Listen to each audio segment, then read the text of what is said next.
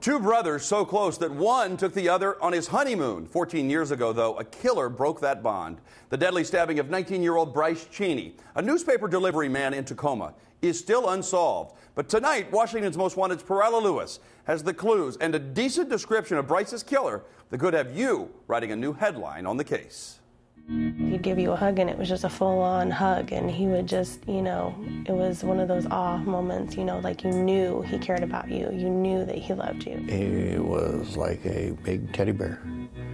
He'd go up and strangers give him hugs, and he would help anybody out that needed help. Kelly Cheney and her husband Ralph were both extremely fond of his younger brother Bryce. He was like my brother too, and we were probably thick as thieves.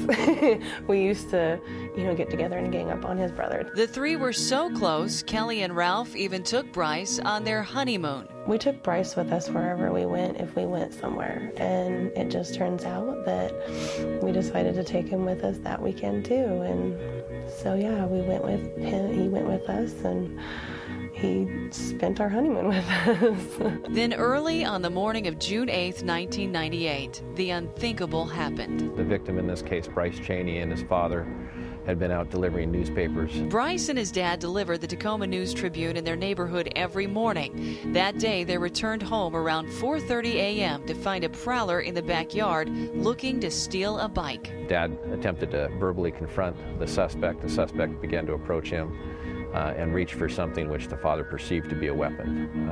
As a result, the father fled into the residence, calling for his son to call law enforcement. But Bryce thought his father was calling for help, so he went out the back door and ran straight into the suspect. There was some verbal altercation between Bryce and another male. It appeared that other male struck Bryce. Bryce was stabbed once in the chest and died about an hour later.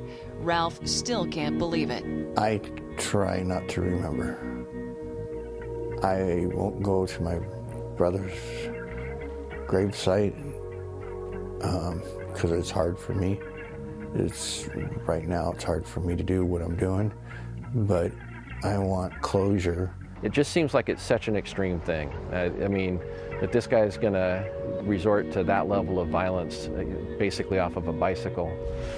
Dad was trying to go in the house. Son was coming out to check on Dad. All this guy had to do was run. All he had to do was flee. And instead he chose to stay here and kill somebody. With him gone, knowing that my kids don't have him anymore, knowing that my first two were so close with him and then my last two don't even get to know him, it's sometimes heartbreaking.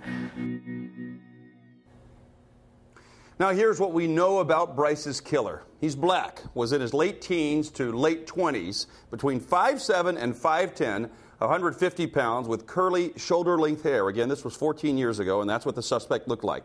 He was wearing a black or dark-colored starter brand sports jacket with stripes on the sleeve that were possibly reflective, but Bryce's dad couldn't say which team logo was on it. This crime in Tacoma has shattered this family, and they need closure. If you know anything that can help catch Bryce Cheney's killer, doesn't matter how small, just call the Crime Stoppers hotline, 1-800-222-TIPS.